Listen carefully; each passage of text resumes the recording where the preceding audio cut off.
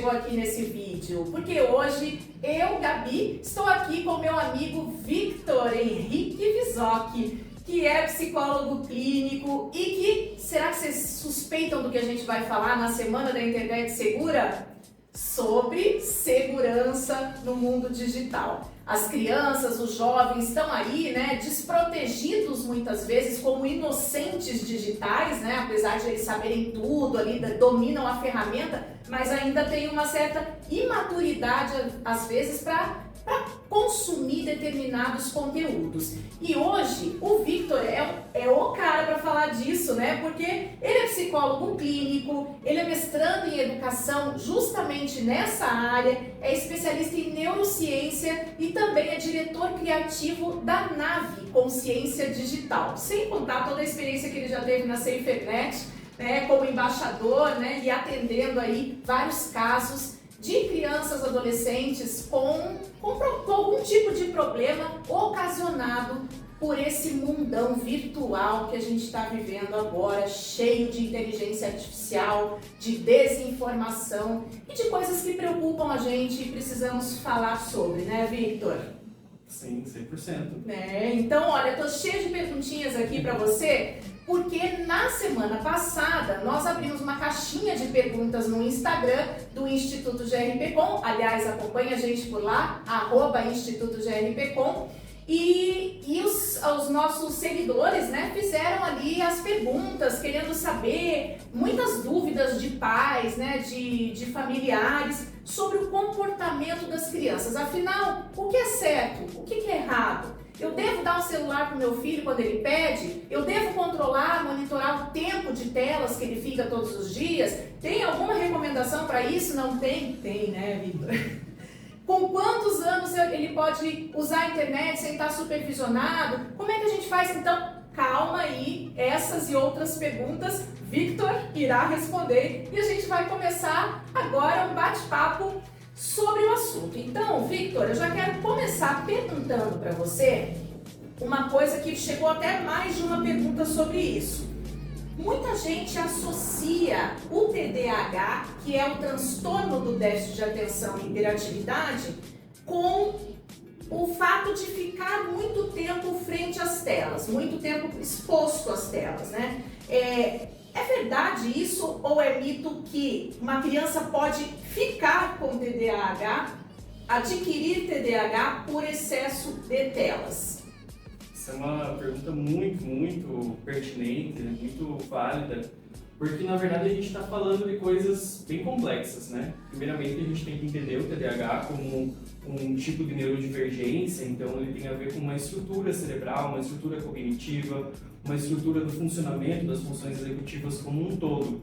Essa condição, o TDAH, ela tem múltiplas causas, múltiplas possibilidades assim, mas ela é muito diferente, por exemplo, de uma criança, por exemplo, desatenta, uma criança distraída, uma criança hiperestimulada pelo digital. O que pode acontecer, numa primeira instância, é eu observar o comportamento de uma criança, de um adolescente que é hiperestimulado pelas telas e eu, às vezes, num julgamento rápido, posso perceber isso como um TDAH.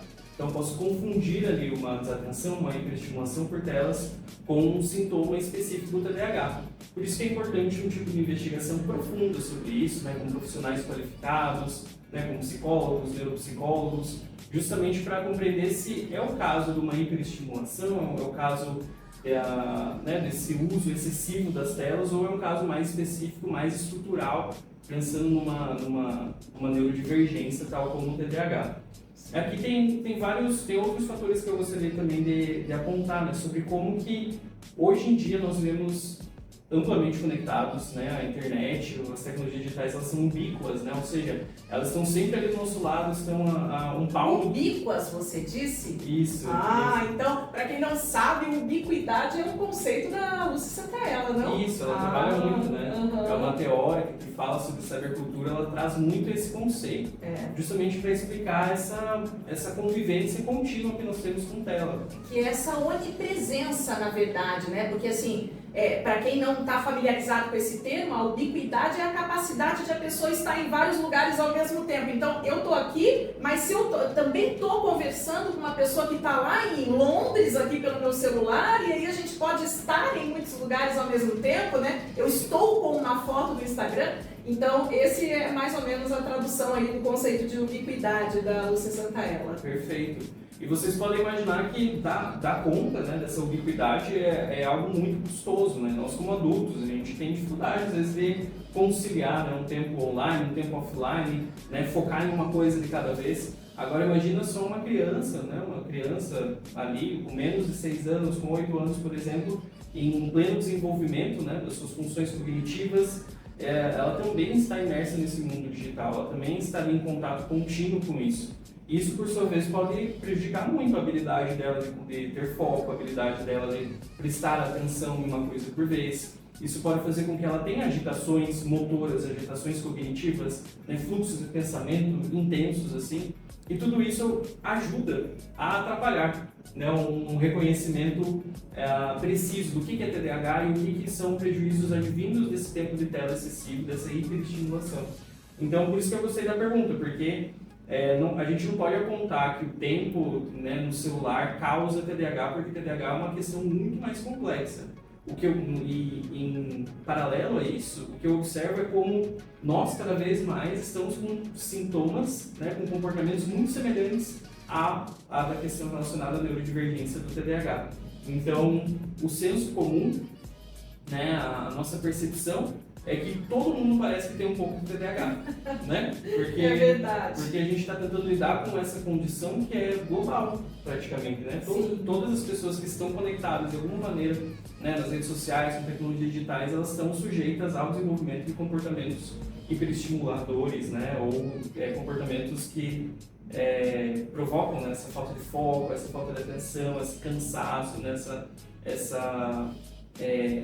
né, como posso colocar, essa dissipação da atenção mesmo, né? Essa nebulosidade mental, que é muito característico também do TDAH. Então, a conclusão é isso, né? Como é importante ir para um profissional qualificado para entender, nossa, será que isso vem do meu uso das telas, vem do meu modo de vida contemporâneo, ou isso vem de uma questão mais profunda ali relacionada com o TDAH? Outra coisa legal é também observar o comportamento antes e depois, né? Ficou mais desatento, ou ficou mais irritado, ou ficou mais agressivo, né? Observar o comportamento do antes e do depois da exposição das telas, né? Mas não, gente, então não causa TDAH, mas causa sintomas, né? Causa comportamentos que sim são muito similares aos das pessoas que têm, né, TDAH.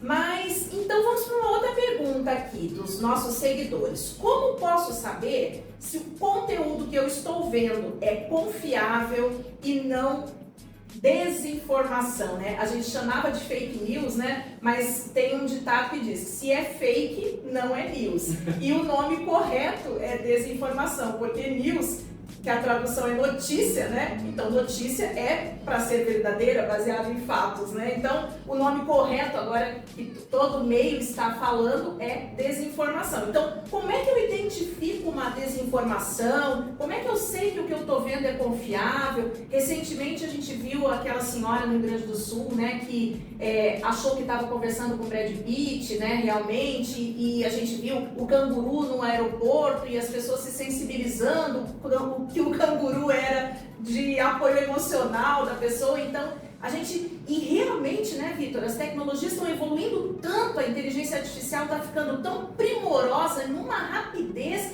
que hoje, os vídeos antigamente a gente identificava fácil que eram feitos por IA. Hoje, e a tendência é que seja cada vez mais difícil fazer essa identificação. Como que a gente sabe que a gente está em contato com conteúdo falso ou perigoso? Maravilha. Eu lembro não, né? Mas por estudar bastante tempo essa parte relacionada ao desenvolvimento das tecnologias digitais, da internet, havia muito um senso comum de que não se podia confiar nas coisas na internet. Né? Isso até às vezes vem em modo de piada, em modo de meme, né?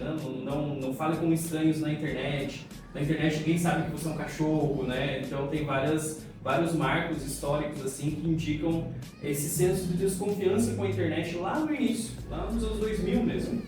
E é muito importante que a gente recupere isso, que a gente recupere esse senso de desconfiança, mas não é um senso de pânico, não é um senso, né, de desamparo, de desespero diante da internet. Mas é importante perceber que, por padrão, a primeira reação precisa ser desconfiança quando a gente se depara com qualquer informação que seja importante para o nosso meio, que seja importante, né, nas dimensões que importam para nós. Especialmente aquelas bombásticas, né? Porque quando tem aquela coisa assim, nossa, em primeira mão, exclusivo, bombástico, aí já tem que ligar o radar, né? Porque geralmente é essa estratégia de espanto, de surpresa que causa a vontade da pessoa clicar ali e ler mais sobre aquilo, né? E ver mais, gera curiosidade, né? E aí também vontade de as pessoas compartilharem, né? Sabe que uma vez eu me lembro que eu estava no salão de beleza fazendo a unha e chegou uma manicure lá e falou assim, olha,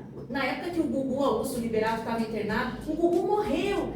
E aí ele estava internado, mas ele não tinha morrido ainda. E eu pensei, pode ser uma desinformação. Corri o celular ali rapidinho, olhei, nenhum meio de comunicação oficial tinha divulgado ainda essa notícia. Eu falei, olha, tenho certeza que nem a imprensa oficial não divulgou isso ainda. Não, tenho certeza, tá aqui, ó. E aí quando ela me mostrou, era aqueles sites bem, o boato, sei lá o que, sabe? Essas coisas nada confiáveis, assim, então... eu falei, olha, não dá para confiar nessa fonte, então a gente tem que ter um desconfiômetro, ligar um radarzinho de detetive quase, né, Vitor, para descobrir. Sim, eu vou lembrar de duas experiências que eu tive mais específicas relacionadas à educação midiática. A primeira foi com o próprio Educamídia, então eles têm aquele mantra, né, epa, peraí, o quê? Né? Essa questão de você parar para daí olhar a informação por outros ângulos, fazer uma leitura horizontal, eu já detalho um pouco mais essa parte. E eu tive outra experiência no Avalie Não Seja Fake. Foi um programa ali, né, nós fizemos um perfil na internet, que foi feito pelo Departamento de Psicologia, justamente para trabalhar essa parte relacionada à dimensão social, cultural e emocional da desinformação. Então ali a gente trouxe vários conteúdos justamente para ajudar as pessoas a identificarem, né, o que é confiável e o que pode não ser. Tem desde as coisas óbvias, como perceber que são canais oficiais noticiando aquilo, né, perceber como a própria comunicação tem o objetivo de informar, né, e não aterrorizar, e não alarmar. E desde coisas mais complexas, justamente sobre isso, esses ganchos emocionais, né?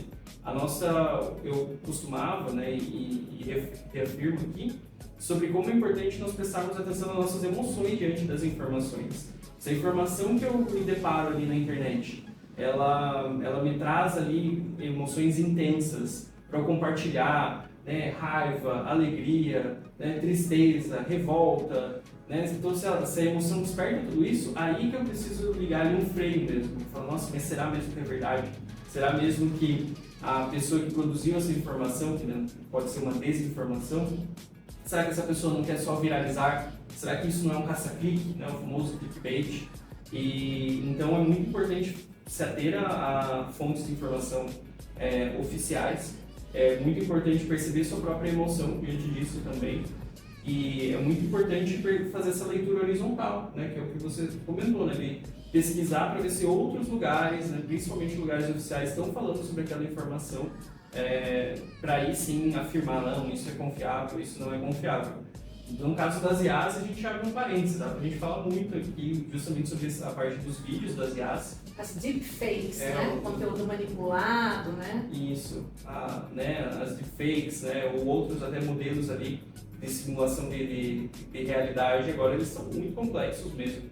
Né? São ali mínimos detalhes que nós percebemos, né? É uma asa da xícara que não fecha, é uma letra borrada no livro de fundo. É um dedo a mais na mão. É um dedo a mais na mão. Agora tá até mais difícil nessa parte. Agora tá ficando difícil. É uma questão do foco, né? Então quando uma foto, ela geralmente foca em alguns aspectos, ela desfoca em outros. E agora imagens manipuladas geralmente elas têm foco absoluto, né? Ou tem um desfoque muito estranho. mas é realmente um desafio, né? Pensando na importância que as informações têm para a gente, na importância do digital para a gente acessar informações, é um desafio e também é uma necessidade, né? Que as pessoas cada vez mais desconfiem, né, do que vem, que percebam esses pequenos sinais, mas que façam essa leitura horizontal também, que busquem informações em canais oficiais. Então são repertórios bem básicos de letramento midiático mesmo, Exato. que são fundamentais porque dependendo da qualidade da informação que a gente acredita ou desacredita, a gente pode estar influenciando diretamente na nossa tomada de decisão, né? Seja individual, seja pública, e isso pode, né, piorar problemas coletivos, problemas individuais, e assim com informações de qualidade pode melhorar a nossa qualidade de vida individual e coletiva. Você falou no coletivo, né? Há uma grande preocupação, na verdade, como isso vai impactar a nossa própria democracia, né? Porque a gente está num ano eleitoral e a gente sabe que, e super polarizado, então a gente sabe que vão pipocar uma enchente de informações falsas aí sobre o candidato A, o candidato B, e a gente vai ter que ter muito cuidado, né, Vitor, para que isso não influencie o nosso voto, a nossa percepção, né, que a gente... e aí eu quero ressaltar o papel da importância da imprensa, da liberdade de expressão, para que a gente consiga ainda ter condições de verificar na mídia. A mídia é um validador. Diz que a melhor vacina para desinformação é a informação, é você estar bem informado. Porque se você estiver bem informado, bem informada, quando chega uma desinformação para você, você vai suspeitar. Eu lembro bem de uma desinformação que aconteceu no período da pandemia e que, fora toda a questão da vacina, né, mais uma que aconteceu muito próximo de mim, com uma colega de trabalho. Ela colocou todos os dados numa falsa proposta de trabalho. As montadoras de veículos na época estavam todas demitindo ou encerrando turnos, porque não tinha produção, estava se vendendo o carro, ninguém estava saindo de casa e tinha lá um formulário de emprego para trabalhar numa determinada montadora, dizendo que o salário era altíssimo e tal, e muita gente clicou e inseriu seus dados ali e teve problemas seríssimos com isso. Mas a pessoa pode desconfiar, né? Ela pode pensar assim, poxa vida, mas estamos numa pandemia, não estão vendendo carros, por que eles estariam ampliando um turno nesse momento? Então assim, sabe gente, aquela coisinha de liga o desconfiômetro, de vai checar na imprensa oficial, quais são os canais que você confia, você tem que ter a sua própria curadoria para poder fazer a sua investigação, para atuar como detetive, né, da informação. É muito preocupante isso, não é à toa, Vitor, que agora no Fórum Econômico Mundial, né, a desinformação está como segundo maior risco para a humanidade. Você falou em problemas coletivos, no Fórum do ano anterior, o relatório colocou desinformação em primeiro lugar. E esse ano, por causa de todas as tensões, né, que estão acontecendo aí no cenário geopolítico, o conflito geopolítico está em primeiro lugar, mas logo seguido da desinformação, porque realmente ela pode trazer muitos prejuízos para a saúde das pessoas. Eu digo que mata, desinformação mata. Você sabe aquele caso da mulher do Guarujá, da bruxa do Guarujá, não sabe desse?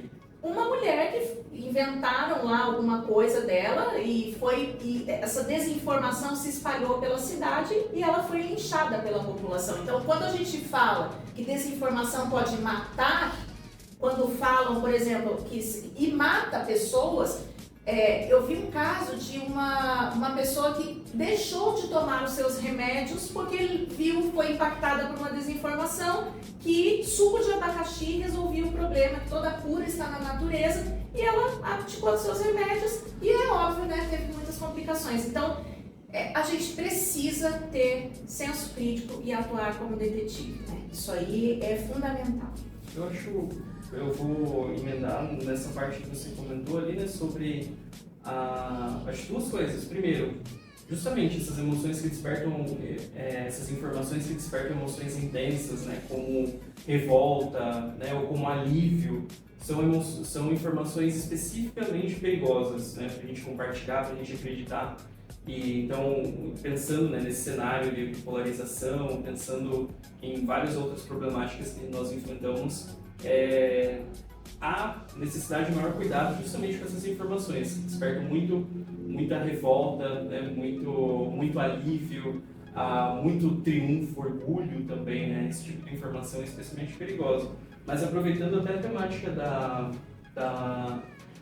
do Dia da Internet Segura, eu penso muito na privacidade como uma forma de aprimorar a nossa segurança online, tal como esse exemplo que você trouxe, né?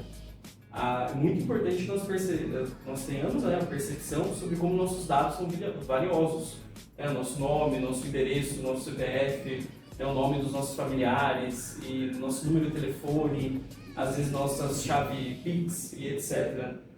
São informações muito valiosas, são informações muito perigosas se colocar na internet em qualquer tipo de formulário, ainda mais formulário que a gente não saiba a procedência. Então, às vezes nós vemos ali uma página que parece bonita, nós vemos ali a página uma plataforma de formulários que todo mundo usa ela, e a gente acaba não se precavendo o suficiente, colocando dados públicos, né, dados muito privados em uma dimensão pública. E quando a gente fala com as crianças, com os adolescentes, a gente fala muito nisso, na importância da privacidade, né, de se revelar seletivamente ao mundo, de entender que as nossas informações são muito valiosas para a gente ficar ali distribuindo, né, em todos os lugares que nós estamos. Então, acho que essa é outro tipo de postura, assim, para aumentar a nossa segurança online também. Nossa, isso que você falou da privacidade é fundamental, porque eu não sei se você já ouviu falar, com certeza sim, mas todo mundo deixa uma pegada digital, que não adianta ir lá no histórico e apagar, né? Você acha que apaga, mas não apaga, né? Você deixa um rastro da sua navegação na internet, e isso pode ser usado contra você. Então, os dados são realmente coisas que a gente dizem, né, que quando você não paga para usar uma ferramenta, você é o preço da ferramenta, os seus dados são o preço da ferramenta, então você paga de alguma forma. E aí a gente precisa estar muito atento realmente, porque os golpes estão aí, né? Os golpes estão aí. Não tá fácil. Mas vamos lá para a próxima pergunta. Tem uma pergunta aqui, olha. Essa aqui eu acho bem importante. Como essa exposição excessiva às telas afeta a saúde física do meu filho de forma imediata? O que eu devo observar? E aí, se a gente pensar nas instâncias da saúde física, mental, emocional, tem muito impacto, né, Victor? Tem muito, dá pra gente ficar falando muito tempo nisso. Eu vou começar nessa ênfase mais física mesmo, né? Porque nós, quando trabalhamos essa parte da relação humana com o digital, não é desde das tecnologias digitais que nós percebemos alterações do nosso corpo ao usar tecnologias. Mas aqui, tecnologias digitais é o foco. E é muito pertinente, né, em perceber as alterações da nossa coluna vertebral, aos nossos olhos, né, aos nossos ligamentos, assim. Mas uma coisa que eu mais percebo, pensando no comportamento de crianças ali, de adolescentes, é justamente a parte da coluna, né, a coluna aqui, cervical, e da própria visão, né? Então, como é uma coisa que a gente percebe como um dos primeiros pontos, é quando a criança começa cada vez mais a levar a tela para mais perto, né, do olho, assim, né? Por sorte, às vezes pode ser assim, mas às vezes pode ser curvado, né? Então, esse tipo de comportamento, como ele é muito contínuo também, então a criança fica muito tempo nas telas, sem fazer pausa para esticar o corpo, sem fazer pausas para, né, alongar, para comer e etc. Então isso pode fazer com que haja esse vício, né, postural, que por sua vez provoca ali dano também estrutural, né, à medula, e também a questão relacionada ao sensorial, né, à visão. Como é comum, a gente percebe ali a criança ou adolescente que fica exposto há muito tempo nas telas e que começa a ficar cada vez mais próximo, a levar cada vez mais próximo, né, o rosto das telas. E seja, isso eu estou falando do dispositivo móvel, né, celular, mas a própria televisão, o próprio computador, e como que esse tipo de comportamento, né, ele provoca inúmeros problemas de visão, não só relacionados ao enxergar em si, né, mas a saúde do globo ocular, a saúde do nervo A luz óptico. azul que é nociva, né? Total. E ainda tem os distúrbios do sono, né? Às vezes a gente tá lá dormindo, o filho tá lá no quarto ainda, com o computador ligado ou no celular, até sabe Deus que horas, né? Sim. Então isso, distúrbios do sono, às vezes até a própria obesidade, né? Que é uma consequência, na verdade, da falta de se exercitar, de praticar alguma atividade física, porque acabam ficando mais sedentários ali na frente das telas, né? Então, realmente tem muita coisa para a saúde física que a gente deve se preocupar. Até agora, você pode comentar um pouquinho também dos prejuízos para a saúde mental e a tua praia maior, né, da saúde emocional, porque essa é talvez a mais prejudicada, né, Victor? Total. Então, pensando, né, nesse impacto da saúde física que a gente falou, né, sobre a relação entre um desequilíbrio com telas e aspectos físicos, também tem essa parte emocional, tem essa parte mental. Eu vou começar da parte mental, levando mais até para um lado cognitivo. A gente precisa prestar muita atenção em como, primeiro, as tecnologias digitais, os dispositivos, eles não são uma chupeta, eles não são algo simples na vida de uma criança ou de um adolescente, né? Eles promovem, né, esse tipo de tecnologia, ele promove um amplo rol de experiências e vivências, etc. Então, pensando numa criança, num adolescente que está com o sistema nervoso central em desenvolvimento, né, está ali com as funções executivas em desenvolvimento, né, o controle inibitório, e está ali com todas essas dimensões, assim, a atenção, a memória, né, eles estão em pleno desenvolvimento disso, e entrar em contato excessivo, contínuo com as telas, influencia em como que aquela criança, aquele adolescente passa a estruturar suas memórias, a estruturar sua percepção de tempo, que é uma função executiva que é drasticamente influenciada pelo contato, né, com as telas. Nossa, essa é demais. Sim, a criança está desenvolvendo uma percepção da passagem do tempo. Aí, se ela fica hiperestimulada por telas, essa parte do desenvolvimento cerebral fica muito prejudicada. E aí a gente percebe lá na frente, lá na adolescência, né, quando precisa começar a organizar a própria agenda e não consegue. Então tem várias funções assim, cognitivas que são prejudicadas justamente por uma hiperestimulação pelas telas. Essa parte que eu comentei da percepção de tempo, a própria memória. Né? Eu vou citar um exemplo próprio aqui, que eu tinha assinado o YouTube Premium ali por um período e eles queriam que eu renovasse, né? Então eles mandaram um relatório para mim. Mandaram um relatório e falaram, você assistiu a 120 horas esse mês, né? Então 120 horas sem anúncios.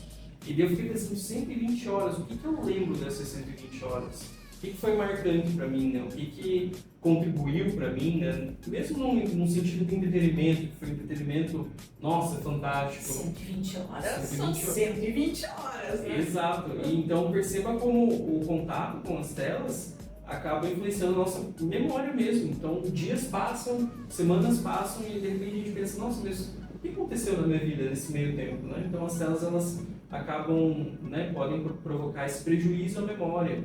A parte da atenção, que a gente já falou, né, sobre essa parte da hiperestimulação, da atenção, e N outras funções, assim, N outros tipos de desenvolvimento do sistema nervoso central acabam sendo prejudicados justamente por um tempo excessivo nas telas. E a parte emocional, por último, essa, ainda que também seja vasta para a gente falar um monte, mas eu queria muito puxar atenção sobre como que o digital, ele não é um dispositivo, ele não se resume a um dispositivo, né, ali é o celular.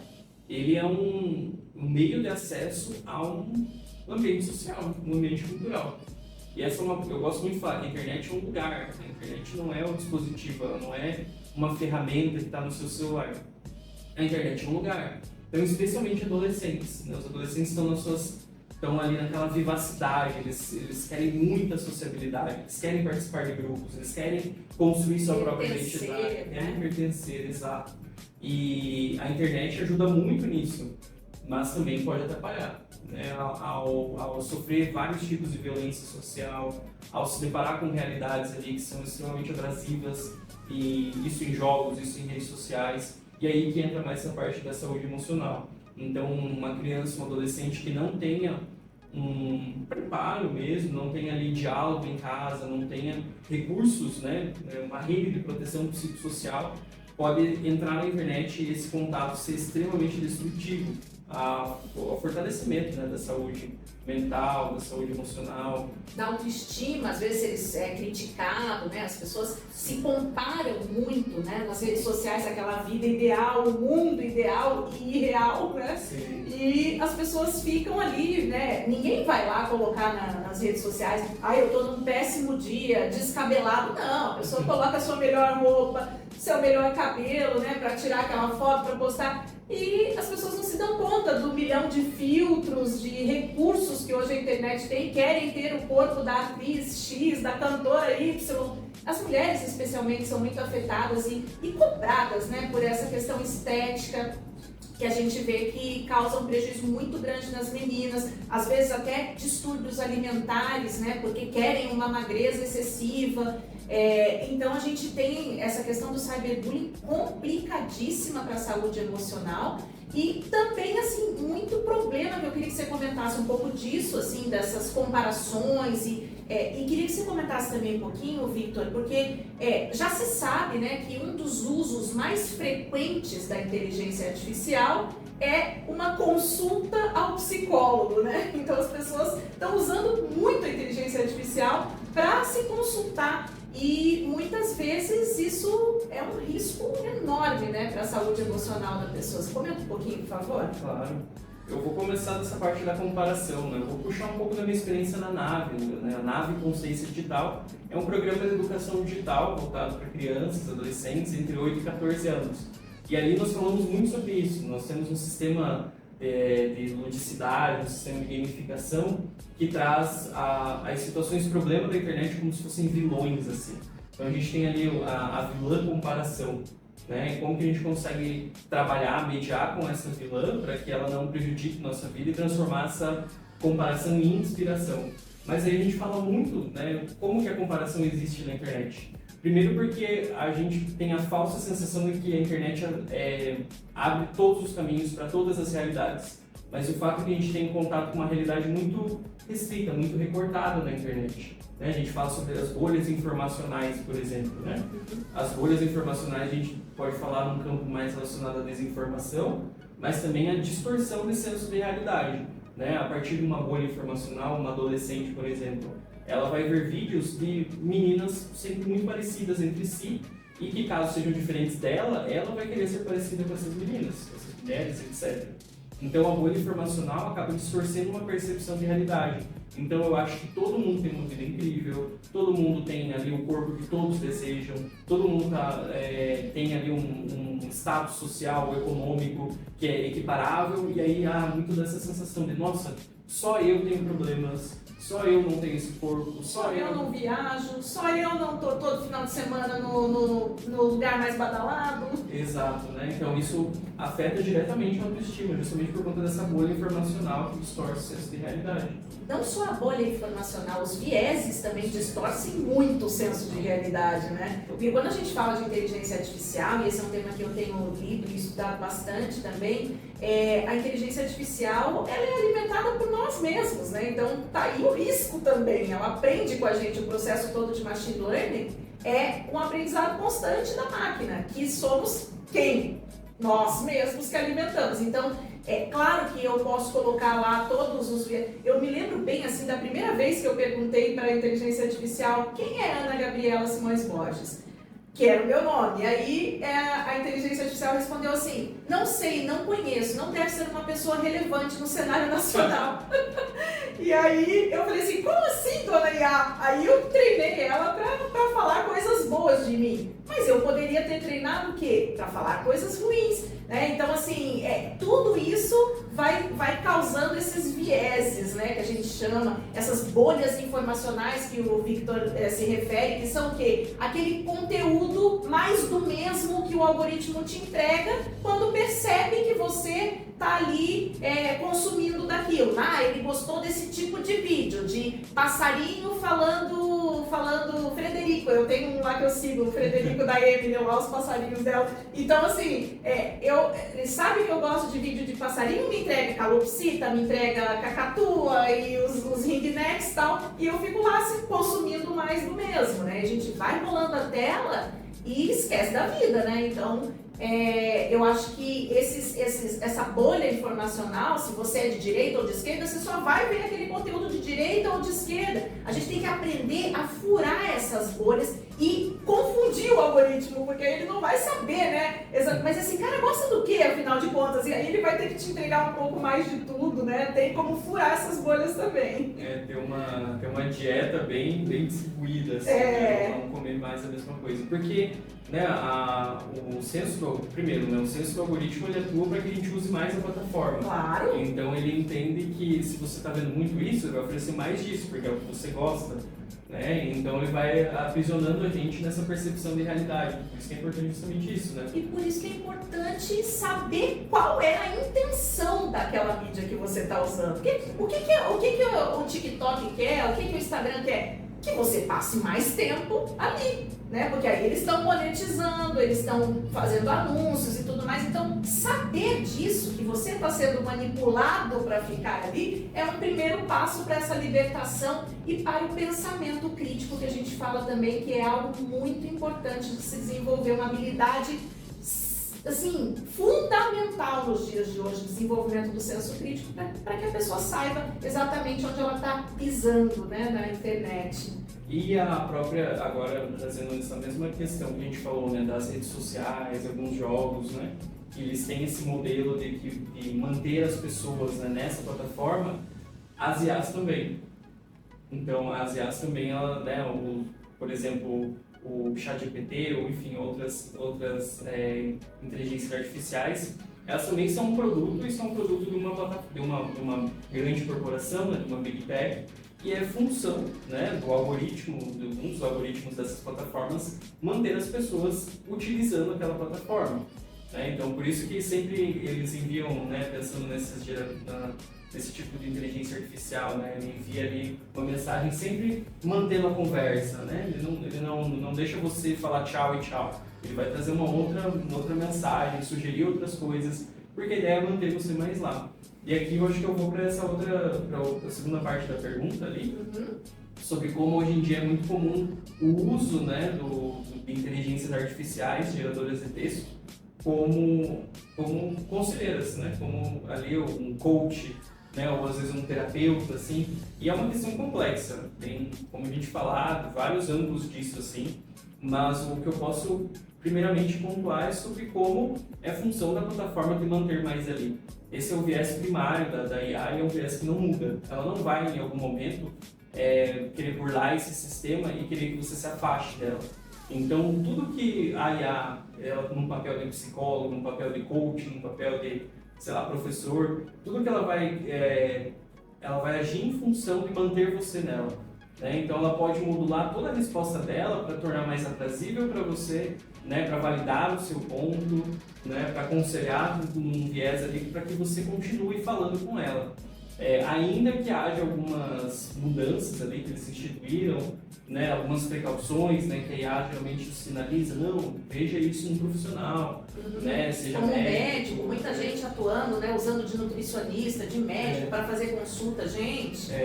Daí a IA até fala, busca lá, mas ela continua te instigando a falar com ela. Algumas, né, porque algumas são feitas também para não ter esse tipo de filtro, né. Exato.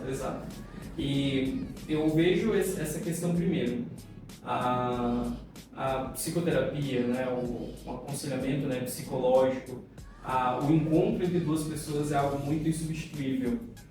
O encontro entre duas pessoas, uma entendendo ou não a outra, e nesse desentendimento buscando outras compreensões, outras realizações, tudo isso faz parte do processo de psicoterapia e, sobretudo, até mesmo a companhia. Então, eu ao estar diante de outra pessoa, eu estou em companhia com ela. Ela presta atenção no que eu estou falando, ela valoriza o que eu estou falando e ela é outro ser humano né? E aqui eu estou falando muito da minha abordagem, né? Justamente dessa parte do encontro entre seres humanos que não é substituível por um uso de uma ferramenta, né? Ou mesmo uma relação com uma inteligência artificial. Aqui é um assunto complexo, dá depois para falar um pouquinho mais sobre Então, isso. já teve um caso de uma mulher que se casou com uma inteligência artificial, né? Então, a que ponto pode chegar o nível de... Não é só a IA que alucina também, os seres humanos estão alucinando também, né? Porque tá ficando realmente difícil de separar hoje o mundo físico do mundo digital. E, bom, eu que nasci na década de 70, né, que já sou geração X, a gente separa bem isso, né, o ambiente. Não, a vida real, vida digital. Mas para quem já nasceu segurando as telas, é uma coisa só, né, Victor? Sim. E muito vem disso também.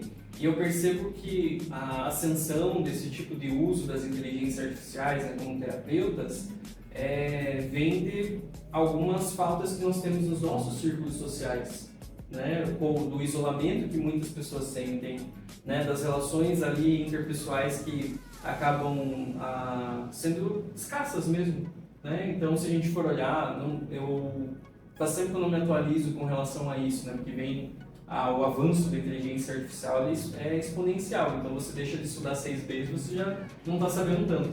Mas é possível, né, essa hipótese justamente de que países, culturas que tendem a ser mais individualistas, que tendem a ter os laços, né, sociais, de amizade, família, mais prejudicados, tendem a fazer com que as pessoas se sintam mais isoladas e as pessoas tendem a recorrer mais um aconselhamento por IA, por exemplo, né?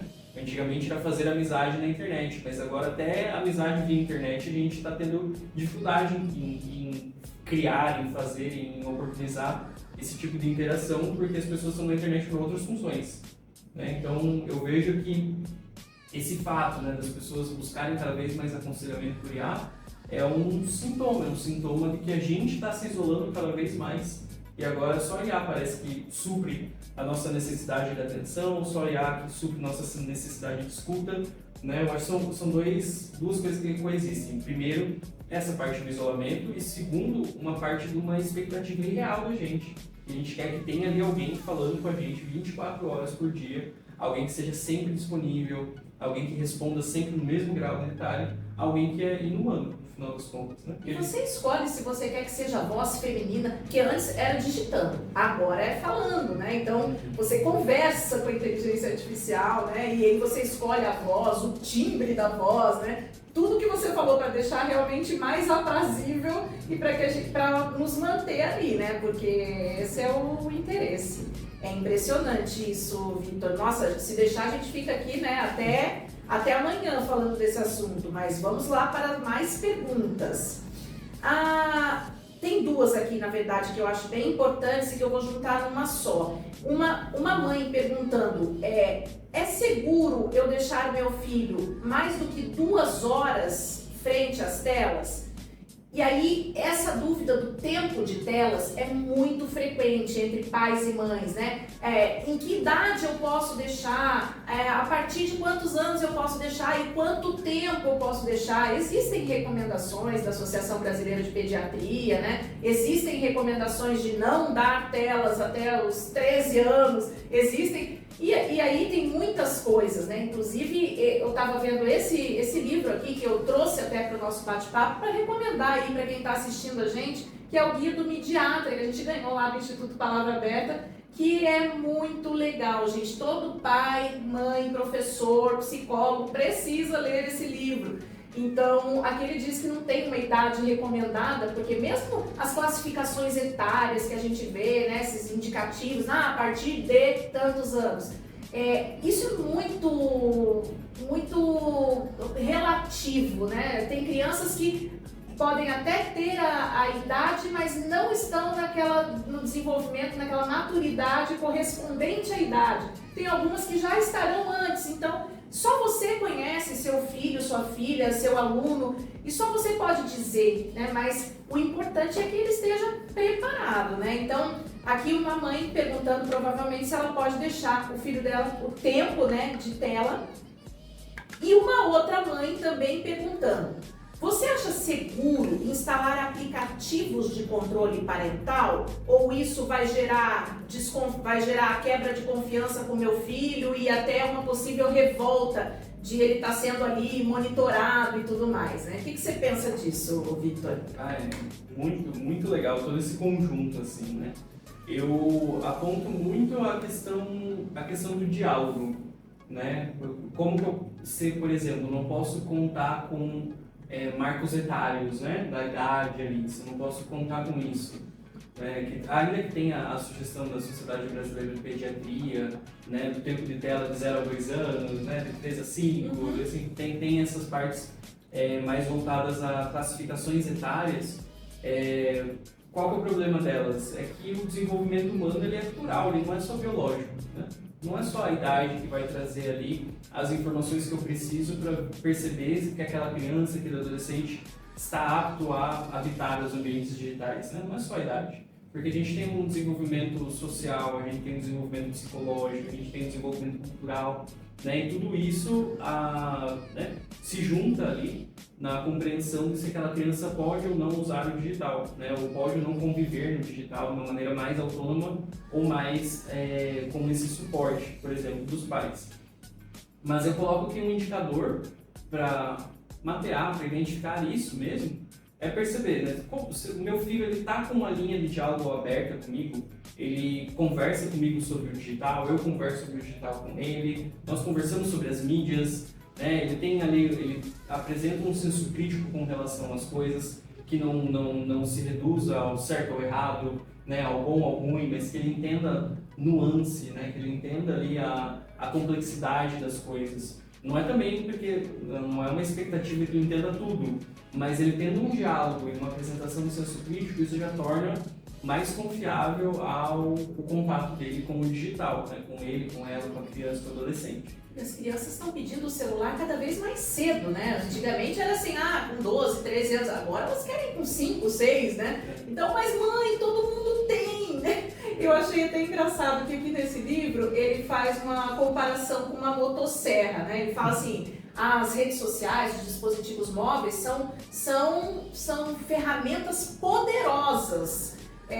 Você daria uma ferramenta poderosa, por exemplo, você daria um carro na mão do seu filho, você daria uma motosserra na mão do teu filho? Então, não dê um celular, né? Porque realmente, você está dando não só um aparelho físico, você está dando um universo. Como você falou no começo da conversa aqui, a internet é um lugar, né? Você deixaria seu filho nesse lugar sem saber se realmente aquela criança que ele está conversando no Roblox é realmente uma criança ou é um pedófilo, né? Porque tem onde mais tem pedófilo, gente? Onde tem crianças. Então, eles se passam, né, por pessoas. E aí tem um risco muito grande do acesso à pornografia, da chantagem, de inúmeras coisas que também podem afetar a saúde emocional, né, Victor? Então, tudo isso tem que cuidar. Sobre o tempo de tela, tem essa variação. Agora, e sobre o controle parental, que é algo assim, agora o ECA Digital também, né, dispõe de alguns artigos lá na nova lei falando sobre isso, né, dizendo que a responsabilidade é dos pais, né, de orientar, de estar próximo do filho, da criança, do adolescente, para fazer esses tipos de controle. Todas as plataformas de redes sociais, quase todas, todo mundo foi obrigado, né, a ter ali um controle parental, os pais. A gente recebeu notificação no Instagram, né, você sabia que agora pode controlar e tal. E aí, como é que fica isso? Porque a criança fica revoltada. Se for adolescente, então, né, minha mãe tá me vigiando, porque eles se acham super adultos, né? E aí, como é que lida com isso? Sem gerar rebeldia, é importante, não é? O que você pensa disso? Maravilha. Eu vejo, tal como eu falei ali, né, a parte do diálogo é muito importante, né? A parte do desenvolvimento do senso crítico da criança é muito importante. E os aplicativos de controle parental, eles são como se fossem rodinhas de uma bicicleta. Né? É muito importante que haja esse tipo de controle parental e que isso seja trabalhado em diálogo com a criança, desde até mesmo antes ela ter algum tipo de dispositivo próprio. Né? Então, é importante, eu acho que são dois assuntos que se juntam, assim, né? A gente tem que ver quando que faz sentido para o meu filho, por exemplo, ter acesso à tela, televisão, telas públicas, né? O computador no lugar público da casa, um computador sem acesso à internet, onde só tem jogos, um computador com acesso à internet, um tablet, um celular. Então, a inserção das telas na vida das crianças precisa seguir essa determinada lógica, né? Primeiro telas mais públicas, para daí telas offline, para daí só lá na frente, né, telas online, conectadas mesmo, em dispositivos individuais, né? Então é importante ver que há uma gradação disso. E sobre a questão relacionada ao tempo de tela, eu gosto muito de falar muito mais sobre conteúdo de tela do que tempo de tela, porque eu ver um conteúdo traumático em 30 segundos, demora apenas 30 segundos, né? Não é 2 horas. Obviamente, quanto mais tempo em tela, mais a gente está sujeito a se deparar com outras coisas, mas é importante a gente pensar no conteúdo também, né? E conversar sobre o conteúdo e etc. E aqui que entra a parte dos aplicativos de controle parental. É muito importante seja algo dialogado, né? Às vezes até como requisito, né? A criança está pedindo ali, um adolescente, né? Pedindo um dispositivo próprio, falou, beleza, a gente vai ter aqui nosso dispositivo próprio e a gente vai ter esse aplicativo aqui de controle parental para ajudar você a se adaptar a essa tecnologia nova. Tal como um carro, né? A gente precisa ter ali uma educação para lidar com ele.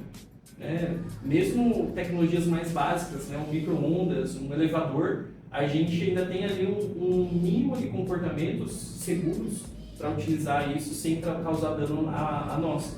E o celular é uma ferramenta hiper complexa, então ela precisa disso. Então a criança, o adolescente precisa ser ensinado de que aplicativos de controle parental são essenciais para que ele consiga usar aquilo sem aquilo atrapalhar ele, né? E aí tem a parte do controle do tempo de tela, né? E aqui eu vou trazer um ponto muito específico do desenvolvimento infanto-juvenil. Né? As crianças ali que estão nessa faixa etária de 12 a 14 anos, elas estão no auge do desenvolvimento delas, do desenvolvimento cognitivo, relacionado aos limites. Então é a faixa etária mais preciosa para que daí a gente ensine essa criança, esse adolescente, esse pré-adolescente, a importância dos limites e que existem limites. Então, às vezes o que acontece, né, e aqui na experiência da NAF, né, na experiência em outros tipos de consultoria familiar, é que a mãe e o pai acabam se cansando nessa época, porque pensam, não, meu filho não sabe se autorregular, meu filho quer usar o tempo todo, né, meu filho está com muitas expressões emocionais, né, quando eu tento tirar e tudo mais, mas é estratégico continuar agindo nessa faixa etária, porque nessa faixa etária que o cérebro entra no modo tentativa e erro, assim. Ele tenta quebrar o limite, e daí se tem um limite ali, ele tem um limite. Ele vai bater de novo, mas ele vai ficar nessa ida e volta, nessa repetição, porque é quando ele está desenvolvendo essa habilidade. É normal. A gente, para toda habilidade humana, a gente passa por essa repetição e tem muito erro. Né? Então, até entender, né, que 5 mais 3 é 8, eu vou jogar 6, às vezes eu vou jogar 7, às vezes eu vou jogar 9, vou jogar 8 de vez em quando, mas não é sempre, até eu automatizar isso. E no caso da criança, do pré-adolescente, esse estabelecimento dos limites ele depende muito da mediação dos pais. E o controle parental é uma dessas cercas, assim, para ensinar esse limite para ele e ensinar para fazer com que ele tenha ali uma relação mais saudável com o digital também. E há estudos, né, Victor? Eu não vou me lembrar qual agora, mas tem estudos que falam que quando a criança ou adolescente sabe que ele está sendo monitorado, ele tende a se comportar melhor, né? Ele está mais cauteloso ali, né? Engraçado, eu li esses dias umas regras sobre isso, né? Porque tem quem gosta de receitinha de bolo, uma para anotar agora. Tem 2 regrinhas que eu vou falar aqui agora que são receitinhas de bolo, assim. A primeira é a regra MOM. M-O-M. O que é essa regrinha? Fala aqui para os pais, para as mães, né? Que essa regrinha MOM é modelar, orientar e monitorar. O que é o modelar? Você servir de modelo. Tem muito pai e mãe que fala assim, sai desse celular, mas tá lá, não larga nem pra jantar, tá na mesa almoçando em família e tá com o celular, não dá o exemplo, né? Okay? Então, modelar no sentido de você, pai, mãe, professor, é o modelo pro seu filho, para sua filha, para o estudante, para o seu aluno. Então, realmente precisa ter esse cuidado, né? Não, de coerência, de mínima coerência. O segundo é a orientação que você acabou de falar aqui tanto, né? Da importância do diálogo, da importância de, às vezes, começar a consumir mídia junto com o seu filho, com o estudante, para que ele aprenda e para que ele vá criando confiança em você, comentando sobre os assuntos que acessam ali. Isso é adequado para você? O que você sente com isso? Então, assim, toda essa orientação, esse aconselhamento, esse acompanhamento. E o último da letrinha do MON, né, é o monitorar, justamente, porque você não dá para deixar a criança sozinha com o dispositivo móvel trancado no quarto. Não dá. Aí depois acontecem aquelas coisas, né, de infelizmente consome conteúdo que não é adequado para a idade, tem muito disso das meninas se cortarem, né, desses testes bobos que às vezes fazem e podem levar até a um óbito, né, então teve esses dias um negócio de cheirar canela, de consumir pó, fazem esses desafios loucos, né, e aí a gente não sabe onde isso vai acabar. Então, essa regrinha, gente, de ouro, que é modelar, orientar e monitorar, sempre tem que ficar aí na cabeça de vocês. E uma outra regrinha que eu achei engraçada é a regra da vovó. Já ouviu falar a regra da vovó? Que também pode ser a regra da mamãe, a regra do papai, né? Tanto faz. Mas o que é isso? Você tem que ensinar para a criança e adolescente que se ele não deve postar, consumir, nem compartilhar nada que ele tivesse vergonha de mostrar para sua avó. Então, assim, você vai, o filtro é esse. Eu mostraria isso aqui para minha avó? Eu deixaria que a minha avó visse que eu estou consumindo esse tipo de conteúdo? Eu mandaria isso aqui para minha avó? Se uma das respostas for não, ou mandaria para o seu pai, mandaria para sua mãe, se uma das respostas for não, não faça. Porque eu acho que um dos casos até, né, Victor, você pode me confirmar, mas um dos casos que mais eu lembro de chegarem lá na SafeNet eram os casos de crianças, adolescentes desesperadas porque mandaram nudes ou mandaram uma foto pro amigo, pro namoradinho, e aí isso caiu em mãos erradas e gerou um caos na vida dessa pessoa, né? Então o cuidado tem que ser extremo. Essa parte relacionada à regra da vovó, né, do pai, da mãe, fala muito a respeito da reputação online, né, dessa compreensão. E isso é uma coisa que a gente trabalha até mesmo na nave, que sempre foi na aula da semana passada, que a gente falou sobre reputação online, e é um conceito que as crianças, os adolescentes, geralmente não têm uma percepção, né, uma concepção de que o que eles fazem online, o que eles publicam, né, os ambientes que eles engajam, os conteúdos, vão construindo uma noção de quem eles são na internet. Né? Tem essa correlação. A gente falou sobre reputação online e é fundamental, se a gente fala sobre segurança, entender. Você tem uma reputação online ali, o que você controla dessa reputação, o que você não controla, mas sobretudo ao que você controla, prestar muita atenção nisso, né? E essa outra parte relacionada a sextorção, né? Essa parte relacionada à divulgação de conteúdo íntimo, seja texto, foto, imagem, montagem de IA também, né? É uma questão muito pertinente e aqui o que salva uma criança, o que salva uma menina, o que salva um menino é o diálogo com os pais, ele entender que há um ambiente seguro no qual ele consegue falar sobre as experiências digitais sem ser julgado, né? sem receber ali represálias também. E por isso que eu bato muito nessa tecla do diálogo, né?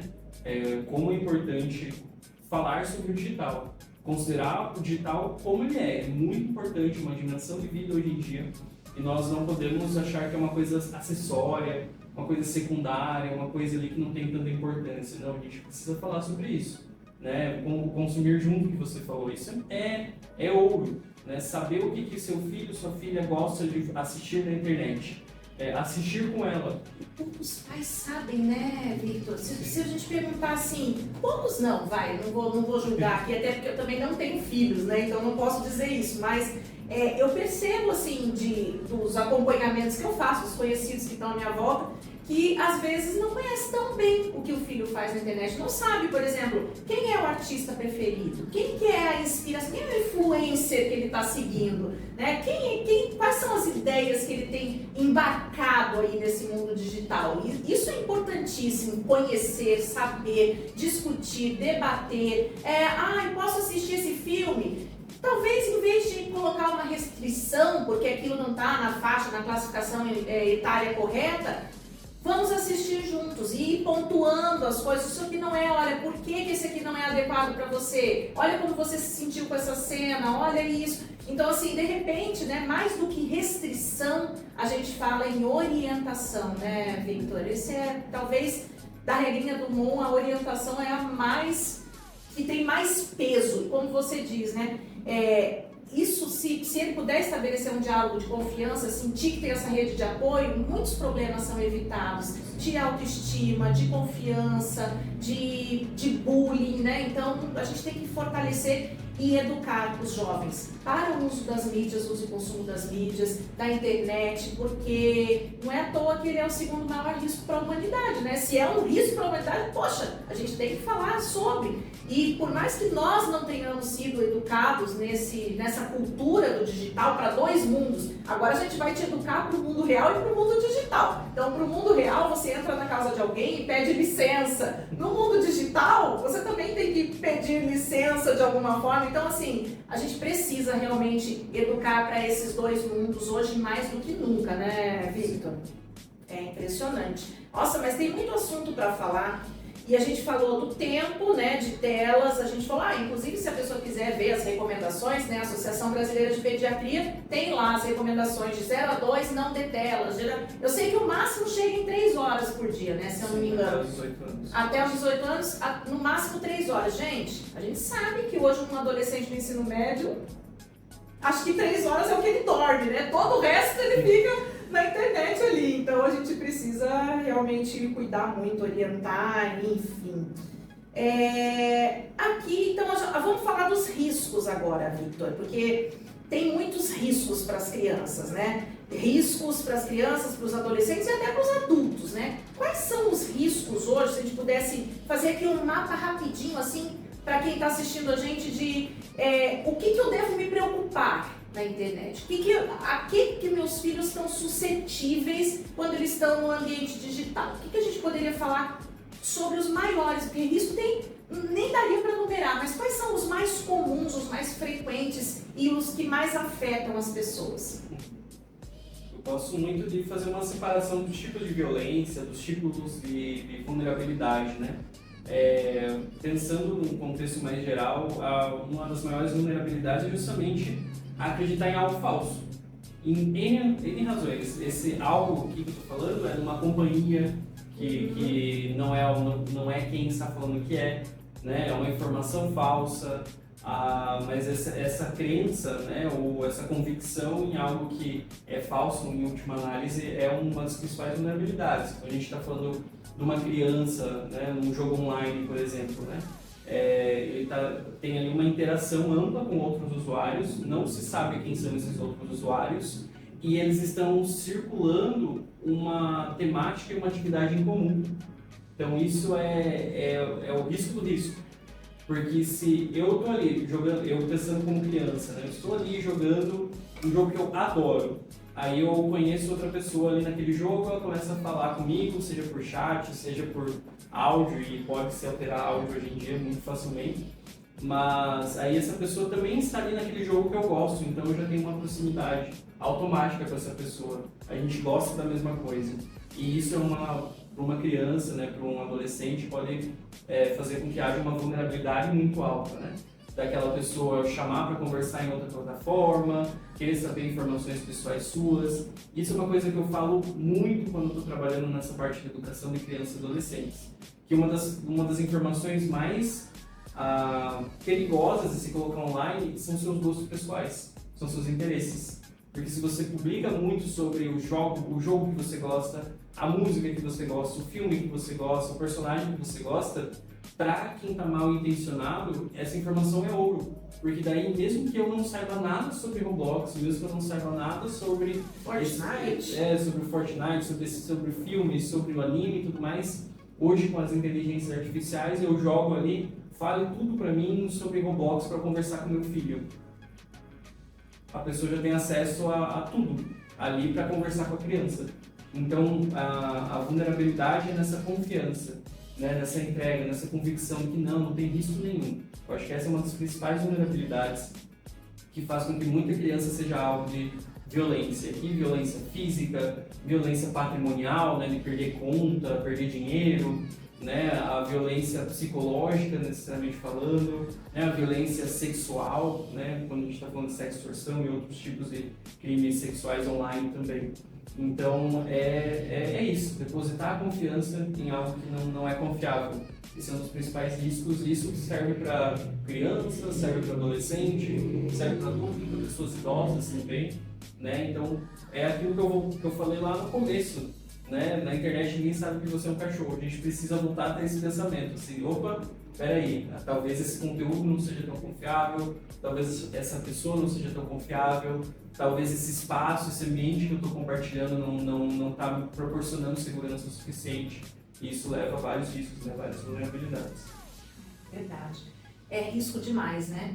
É risco de golpe, é toda hora. Gente, esses dias eu recebi do WhatsApp ali, assim, ó, todos os meus dados pessoais, meu endereço, tudo, falando assim que era um oficial de justiça que queria me entregar um negócio. Então, assim, tinha todos os meus dados e estava ali, tinha inclusive o número do meu telefone e estava ali me abordando, né? Então, assim, muita gente cai nesses golpes, muita gente cai em golpe de ligação ainda, né? Tem gente que cai no golpe da saidinha do banco, né? Então, que dirá na internet que os golpes estão ficando cada vez mais perfeitos, né? Então, hoje é possível imitar, né? Se você manda um áudio para alguém, por exemplo, no WhatsApp, a pessoa pode pegar esse áudio, ter o timbre, a sua voz ali e modificar para falar o que quiser, né? Hoje, manipulando pelas inteligências artificiais, você pode fazer uma ligação fingindo que é você para os seus pais e pedindo dinheiro, qualquer coisa. Então, gente,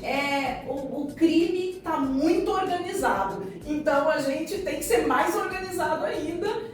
E aí, eu quero terminar esse bate-papo, porque eu ficaria com você aqui, Victor, conversando dias, né, sobre esse assunto, e tem muito assunto para conversar. Mas eu queria terminar com aquelas dicas do especialista, né? O que o Victor, que é um cara tão experiente, tão estudioso desse assunto e que recebe também, né, crianças, adolescentes, né, que você atende no consultório, adolescentes no consultório, adultos, também com essas questões digitais.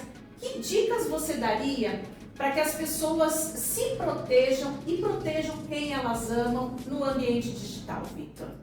Legal. Acho que a primeira dica, eu vou repetir ela um pouco, que é prestar atenção nas suas emoções mesmo, porque às vezes no calor da emoção a gente acaba cometendo vários vacilos, né? É entender que o digital ele vai testar a gente, ele vai testar nossas emoções em vários sentidos. Então prestar atenção nelas. Toda vez que a gente recebe uma notícia, né, assim, uma intimação judicial, às vezes a gente pode se preocupar e continuar conversando com a pessoa que mandou a mensagem falsa pra gente. E aí ela vai estar no controle de tudo. Então, como é importante primeiro a gente prestar atenção. Opa, acho que eu fiquei muito ansioso com isso, fiquei muito aborrecido, fiquei muito feliz, fiquei muito aliviado. É um sinal para pesquisar em outros lugares, né, para fazer essa leitura horizontal, né? Então esse é o primeiro ponto, prestar atenção nas emoções. E o segundo ponto que eu falei mais ou menos é essa relacionada a não focar em uma coisa só. Né? Se tem ali uma conversa que está falando algo para mim, pesquisa em outros lugares, procura saber por outras fontes. Né? Se tem ali um contato que está falando que é do celular do seu filho, mas ele trocou de celular, né? Tem ali conhecimento da rede dele, minimamente ali 1, 2 amigos, para nessa situação perguntar para esse amigo, perguntar para esse outro amigo, né? se aquela história bate. Né? Hoje a gente vive muito, né, sobre a prerrogativa ali de uma velocidade, parece que a gente tem que reagir rápido a tudo. né? A informação, a interação, o contato, o conteúdo. E não tem, né? E não tem. Essa é uma dica complementar às duas primeiras. A gente não precisa responder imediatamente a tudo, né? A gente pode pegar e dar um passinho para trás, olhar melhor uma situação, olhar melhor uma interação, para daí então ter nossa ação, né? A gente não pode ceder a esse impulso de responder rápido para tudo. E eu vejo que essa velocidade é uma coisa que prejudica a nossa segurança online, né? E causa ansiedade também, Causa né? ansiedade total. Né? Então a gente vai criar uma conta, a gente coloca qualquer senha, né? Porque a gente está com pressa. A gente coloca uma senha qualquer ali, às vezes usa nossa data de nascimento, outras informações são super públicas e coloca como senha, e isso é extremamente problemático. Então acho que a dica central assim, é não ter pressa. Se você vai fazer uma senha, pensa em uma senha legal, uma senha que tenha caracteres, né, numéricos, né, que tenha alfabeto, né? Exato, que tenha ali alguns 8 dígitos, pelo menos. Isso, né? Então é o arroz com feijão que ajuda muito, né? A gente menospreza o valor de uma boa senha. Uma boa senha no nosso dispositivo pessoal, numa conta, numa plataforma. Né? Isso é central, não ter pressa para isso. Não ter pressa na hora de acreditar ou desacreditar numa informação. Né? Pesquisar mais a fundo também, isso ajuda na nossa segurança. E a outra dica eu falo mais relacionada à parentalidade, que é justamente o diálogo, falar sobre o digital. Se você não conhece o que seu filho faz na internet, você não conhece uma boa parte dele. Porque hoje em dia criança, adolescente está tanto na internet, né, dedica tanto da vida dela ali, está descobrindo o mundo por meio da internet. E se eu não conheço esse mundo que meu filho e minha filha estão conhecendo, eu conheço pouco essa criança e adolescente que está comigo. Então, diálogo para conhecer mais. A gente tem ali um dos mantras ali na nave Consciência Digital, que é o compreender antes de ser compreendido. Então a gente precisa compreender a criança ou adolescente para então trazer o nosso ponto e ajudar ele nessa trajetória. Então por isso que eu coloco como dica essa parte do diálogo também, né? Dialogar, conhecer. Isso vale para a parentalidade, mas até para relações interpessoais. Hoje a dimensão digital não pode ser descartada, né? Às vezes a gente tem ali um amigo, uma amiga, né? A própria família compartilha memes entre si. Então, utilizar essas plataformas para promover uma aproximação entre a gente, né? E não uma distância. E por isso que é importante o diálogo e o conhecimento. Colocaria essas dicas, né? Das emoções, não ter pressa, pesquisar mais a fundo, né? E essa parte do diálogo também. E de ensinar cidadania digital, né? Porque a gente precisa, e às vezes colocar uma regrinha também não faz mal. Olha, na hora das refeições, nada de celular à mesa, né? Vamos respeitar um pouquinho antes de dormir, ou 2 horas pelo menos antes de desligar, né? Para que a mente não fique trabalhando. Desliga completamente de qualquer tipo de tela, não deixa exceder as horas, né? Faz lá a regrinha do bom, a regrinha da vovó também, que eu acho que vai funcionar. E eu quero convidar também você a acessar o site do Instituto GRPcom, porque lá nós temos uma biblioteca com vários conteúdos a esse respeito, inclusive com um guia para pais e professores tratando sobre esse tema que a gente está discutindo aqui hoje. E também quero convidar você, que é professor, que é pai, que é mãe, né? Avisem professores que vocês conheçam, professores da rede pública, tá? Que estão abertas as vagas para inscrições nos projetos Televisando e Ler e Pensar. Esses projetos, né, são um pouco diferentes, os dois. O Televisando atua ali de 1º ao 5º ano, né, e educação infantil. O Ler e Pensar atua em toda a educação básica, com uma proposta de leitura, mas ambos trabalham essa questão da cidadania digital, essa temática que é tão importante, né? Concursos sobre combate à desinformação, o que fazer na era da infoxicação, nós estamos infoxicados, né? Então, como a gente faz uma boa curadoria de conteúdo, como a gente se protege. Estamos lançando um curso agora também sobre conectividade, né? Super importante. Então, gente, acesse os nossos conteúdos no Instituto GRPcom, pode seguir os nossos canais aí no Instagram, no YouTube também, né? Você já segue, porque tá vendo esse vídeo, então e compartilha, porque esse tipo de informação, isso sim tem que ser compartilhado. E aí, Victor, eu quero te agradecer imensamente por esse papo, pela parceria, né? Você que é nosso parceiro, inclusive curador de muitos dos conteúdos que a gente divulga aqui, né, para professores. Os professores fazem os nossos cursos, né, e aí eles podem conseguir, inclusive, progressão de carreira, né? São certificados, então são conteúdos de muita qualidade produzidos por parceiros aqui do naipe do Victor. Então, Victor, muito obrigada por esse papo, viu? E até a próxima, porque você vai voltar, com certeza. Eu agradeço, foi muito... E é isso, dá pra gente falar horas e horas e horas e não teria fim esse assunto, porque ele é tão pertinente, né? Se insere em tantas áreas da nossa vida, mas sempre é um prazer trocar conhecimentos, aprender também a cada uma das falas. É isso aí. Valeu, gente. Até a próxima. Valeu.